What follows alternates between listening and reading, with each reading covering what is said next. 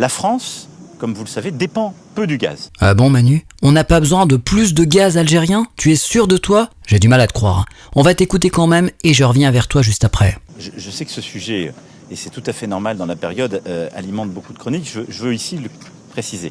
La France, comme vous le savez, dépend peu du gaz dans son mix énergétique. Nous, c'est à peu près 20% de notre mix, donc c'est très peu. Et dans cet ensemble que représente le gaz, l'Algérie représente environ 8 à 9%.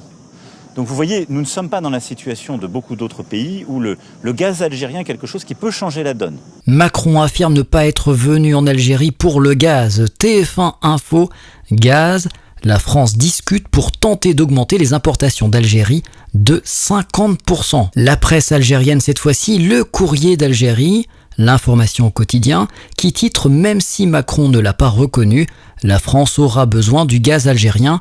J'ai un petit extrait pour vous. Je salue cette coopération et je suis convaincu qu'elle pourrait se développer encore plus à l'avenir, surtout avec l'Italie, en augmentant le volume de gaz transféré via le gazoduc qui n'est qu'à 50% de ses capacités, a-t-il souligné, donc il, Macron, tout en évitant d'aborder l'arrêt des approvisionnements de son pays en gaz algérien à partir du gazoduc Medgaz actuellement à l'arrêt. Le président français qui n'a pas voulu verser dans la panique sait pertinemment que son pays devra, tôt ou tard, revenir vers l'Algérie pour quémander de nouveaux quotas de gaz. La demande des ménages et de l'industrie va augmenter à l'approche de l'hiver et cela mettra le gouvernement français dans l'obligation de négocier avec Alger une issue pour résorber son déficit. D'ailleurs, ces appréhensions, on les retrouve chez certains parlementaires qui ont proposé la mise en place d'une police de la sobriété énergétique, le pass CO2, une façon pour eux de contrôler la consommation des ménages et la rationalisation de la consommation de gaz. Manu, il était tout content de nous annoncer en mars que la Commission européenne allait être mandatée pour faire des achats en commun. Aucun doute, la solidarité européenne est au beau fixe.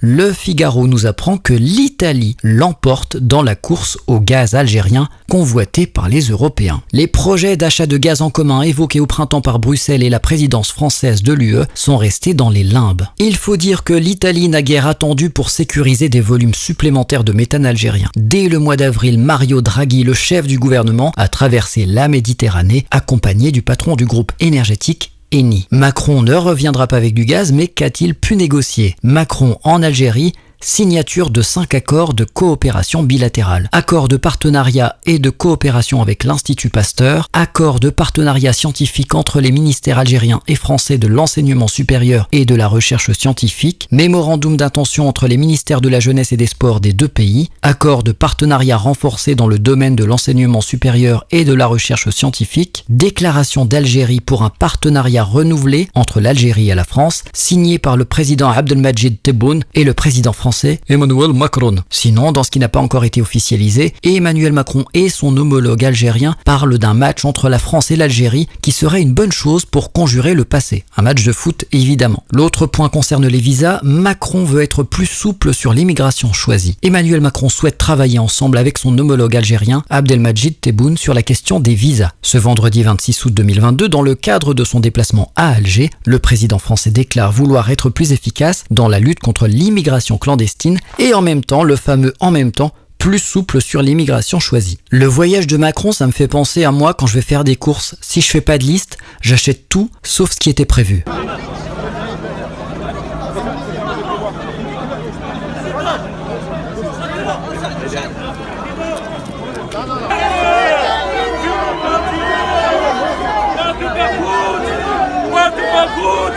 Vive l'Algérie!